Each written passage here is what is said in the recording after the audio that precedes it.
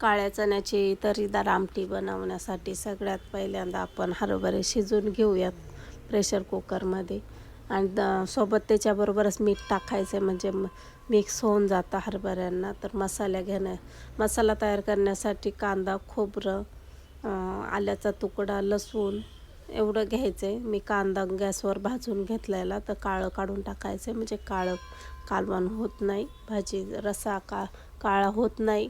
तर लक्षात ठेवा, शेंगदाणे किंवा सफेद पेस्ट होणारे काजू पण घालतात कोणी, तर ते घालायचं नाही कारण त्याने तरी येत नाही. तर चला आता मी मिक्सरमध्ये मसाला तयार करून घेते. आता देऊया फोडणी.